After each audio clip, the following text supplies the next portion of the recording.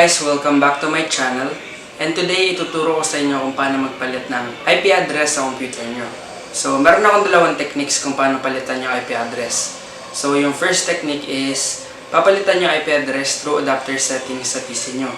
And then, yung second technique is, magda-download ng VPN sa Google Chrome.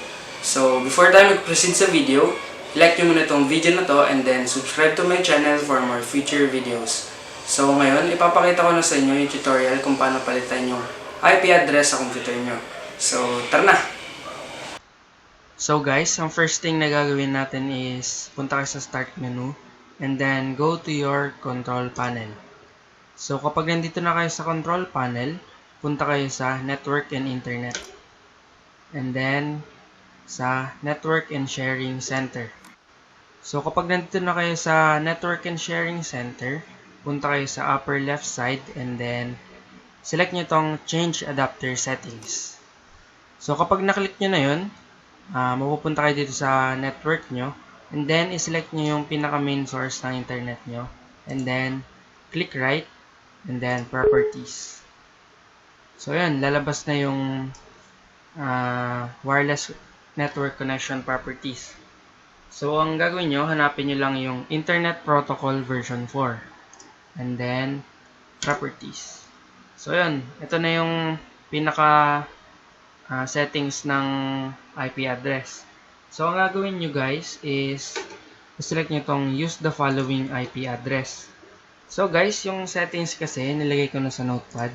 So, ikakopy na lang natin. Ang gagawin natin dito sa IP address, ito type nyo is 192.168.1.3. Dito naman sa subnet mask 255.255.255.0.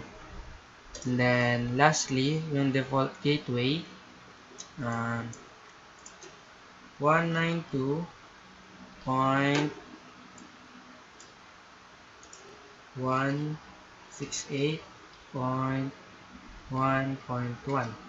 So, kapag na-type nyo na yan, click OK, and then, ayun. So, guys, hindi pa tayo tapos. So, ang last step natin is, punta ulit kayo sa start menu, and then type cmd, then enter. So, kapag nandito na kayo sa command, i-type nyo ipconfig. So, ang gagawin nito, guys, is, para maging successful yung pag-change ng IP address. So, kapag na-type nyo na yun and then na-enter nyo na, ito na yung lalabas. So, ayun na. Successful na yung pag-change ng IP address nyo. And guys, ito naman yung second technique kung paano palitan yung IP address through using VPN na i-download sa Google Chrome. So, tara na sa tutorial.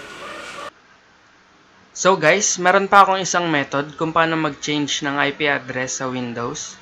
So first, buksan nyo muna yung Google Chrome nyo and then search Chrome Web Store.